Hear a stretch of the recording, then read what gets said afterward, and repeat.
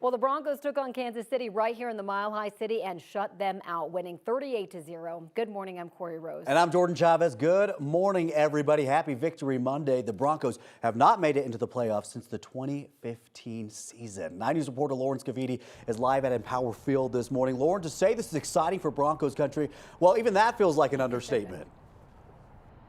It really does. I mean, Broncos country, we've been waiting almost a decade for this. Think about it. There are some kids who've grown up and they've never seen the Broncos make it to a playoff game. That is just crazy. But 2025 is our year, and the fans showed up big time to support at Mile High. Just look at this sea of orange. It is amazing.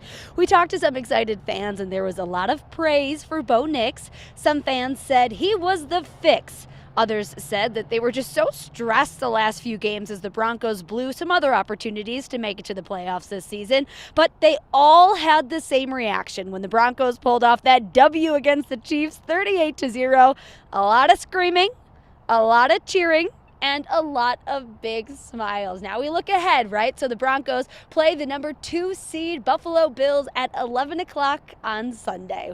We'll see. All right, live in Empower Field, Lawrence Caviti, 9 News. Very exciting, Lauren. Thank you. Now we want to get to the other big story this morning, a coming winter storm. Right now, looking live outside, we're in the calm ahead of this big storm. Very Jon Snow of you. It's Winter true. is coming. Winter is coming. Yes. I mean, it should already be here. But Yes. Senior meteorologist Chris Bianchi is joining us right now. It is a cold day, and tomorrow is going to be real tough. Well, tomorrow does look rough forward tomorrow, especially that morning commute. That's going to be the big point of emphasis. So tomorrow, we've called the weather impact day because of that snow that'll impact us during and just before that morning commute. It looks slick. My guess, and again, I'm a meteorologist, but I don't make decisions on school delays or closures. But honestly, I would think that this is going to be more like school closures just because of the timing of this. And the snow probably doesn't end until about noon or so tomorrow. So winter weather advisories covering the entire I-25 corridor. We're looking at a widespread 2 to 5 inches of snow for most of us. Temperatures teens and 20s for us across the state right now, though a few spots in the single digits right now. Today we top out at 39 degrees. Clouds will increase. Radar, still seeing a few flakes for us here across far northern Weld County up by Grover, but the main bulk of the action, it's with this system up into southern parts of Montana and northern Wyoming. There's a cold front in association with that will drop through our region later on tonight. So that front will hold off probably until about 6, 7 o'clock or so. That's when that snow spreads in, and that's when we could see maybe in Greeley, Fort Collins, a bit of snow for us at the tail end of your evening commute. If you have some evening plans, I'd try to bump those up just a little bit, especially for our friends up there in Fort Collins and Greeley. Denver, our flakes probably hold off until about 8, 9 o'clock or so this evening. Then that snow comes to a close tomorrow morning. Headlines, it's snowy for, of course, tomorrow morning, but also it's going to be really, really cold. I'll have details on that and more about what you can expect from that snowstorm coming up here in just a couple minutes. But Erica, my guess is this time tomorrow, you're going to be really busy. Yeah, I bet we will be, Chris. We're all kind of buckling up for that one, literally and figuratively. Right now, we do want to get you out the door at 7:04. Live look from Sky 9 out here. This is I-25 in Hamden, and we're certainly seeing a sea of brake lights out here, a lot of headlights coming toward us. Definitely a busy stretch northbound and southbound if you're getting ready to travel this way along Hamden 285 area. Let's go ahead and take you over now to our CDOT cameras. We are beginning to see southbound I-25 delays at Park Avenue as well. So from the North Washington area headed into Denver. Northbound lanes moving nicely there, but northbound lanes on 225 not looking so great. Here at Mississippi Avenue, these lanes headed toward us through Aurora are a little bit jammed up, as we can see. Let's go ahead and take you over now to our map. Big picture, a lot of green. This is that slight delay we were looking at, 225 north into Aurora, but really not seeing any significant delays out here. Southbound side of 225 is clear right now. Little bit of color on 270 in both directions through Commerce City, but I-70 drive time in the green, 16 minutes between E470 and 76. Erica, thank you.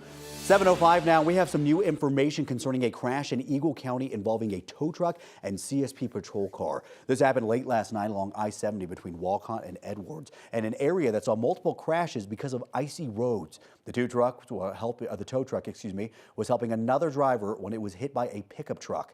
CSP now says that driver is suspected of driving under the influence.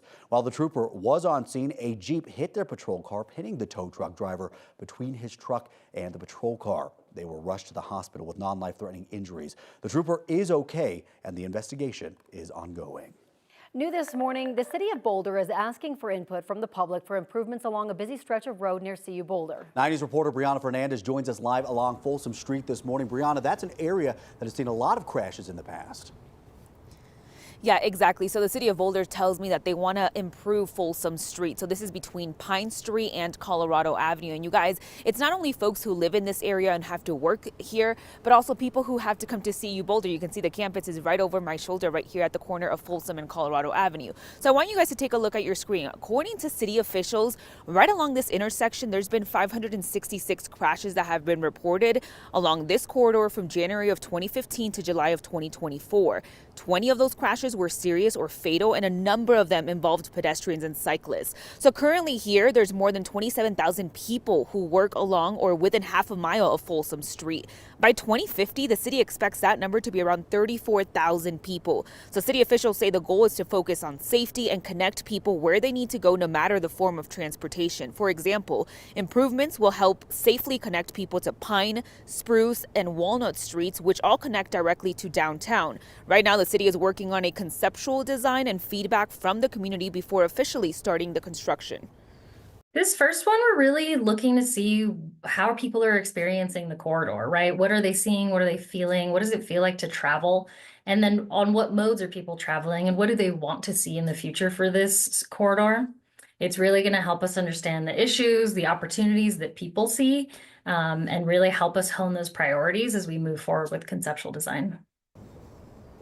Yeah, so if you live in this area or work along Fome Street, you have actually until this Thursday, January 9th, to give your feedback, what you like, what you don't like, what improvements you want to see along Fome Street. And if you'd like to learn more about the project, you can head over to 9news.com. For now, I'm live here in Boulder. Brianna Fernandez for 9 News. All right, Brianna, thank you. Today, the brother of Nuggets MVP Nikola Jokic is set to be back in court for a plea hearing. Video of Strahinja Jokic shows him punching a fan in the face during a game against the Lakers back in April. And according to court documents obtained by 9 News investigates, the fan was later diagnosed with a concussion. When investigators approached Jokic, he claimed that he was defending an older man in the stands. New information now concerning Nippon Steel's attempt to buy up U.S. Steel. This morning, the companies filed a federal lawsuit challenging the Biden administration's decision to block the acquisition. The deal was worth $14.3 billion. The president cited the need to protect national security and supply chains as the reasoning for blocking the deal. The lawsuit alleges the decision was political and violated the company's due process.